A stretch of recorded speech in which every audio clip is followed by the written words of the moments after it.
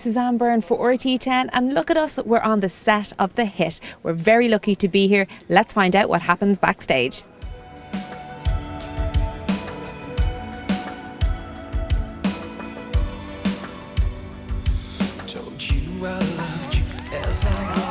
We didn't cancel the Late Late Show. It is on its holidays. No, it's great. You know, I think, like we've said, the minute we got the show, you know, both of us love the format, and it was a big deal to go on live television. And, you know, you have that moment in your head when you're delivering your lines to the camera and you do, oh, don't mess this up. You know, everybody I know is watching this, and the whole nation's now, well, whoever's watching, you know, in your hands. You have that moment. And the angels gave you wings until we meet again. I'm not a fan of reality TV music things or any kind of thing like that.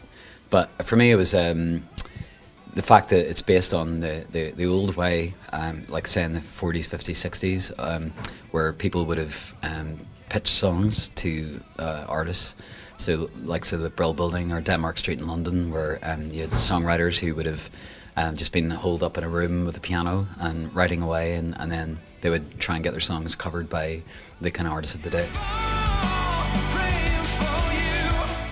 I have a 21-year-old son who's a musician, and I feel that my generation have let down the generation today, because I think we've allowed some programs like X Factor and Pop Stars to be the measure of success and the measure of where the music industry is. And there's a load of young writers that are around that have no access to getting, no way of getting their music out to the people.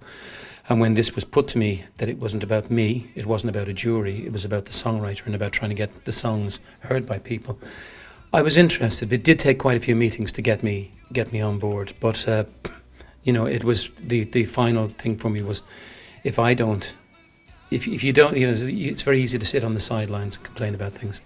It's there is a time that you have to step forward and be counted, and here I am.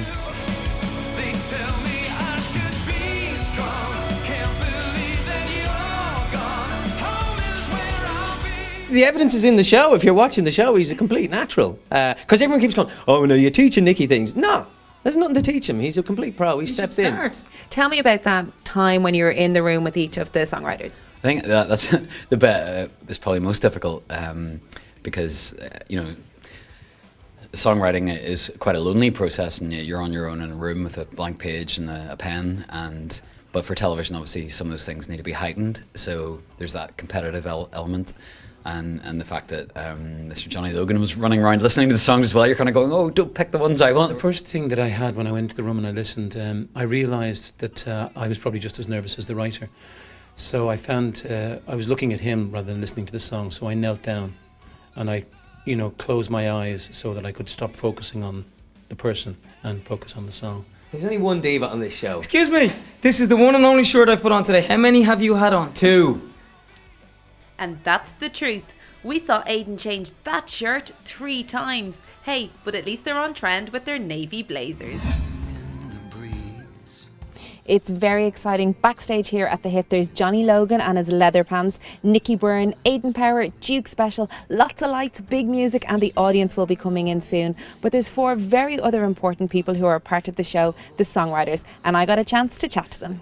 Well, I've been writing songs since I've been 15 years old, and music is a huge passion of mine, so I just thought it was a massive opportunity to take part, and just really excited to be here, yeah. I wouldn't have an awful lot of confidence as a performer. So yeah, this is a huge thing. I've never gone through this before at all. First of all, when Johnny walked in the room, that's when the tension was like at an all-time high. But once I got into the song, I kind of settled down and I saw that he was enjoying it and stuff. But when Duke came in at the end, I knew that he really understood the song and everything. So I chilled out and I could just play it for him happily. It's all Irish songwriters, and it's promoting and it's kind of getting the message out there that, you know, there's all of this talent there. And I think, you know, people don't realise it. So if you can kind of tap into that, well then, you know, that's the main thing to come from a show like this, you know. To find out if Johnny Logan's song Prayin' by Alan Earls or Duke Special's 1969 by Aaron Hackett makes it to the top of the charts, be sure to tune into the Colm Hayes Show on 2FM this Friday. And of course, you can catch the next instalment of The Hit on Friday evening at 9:35 on RTE1.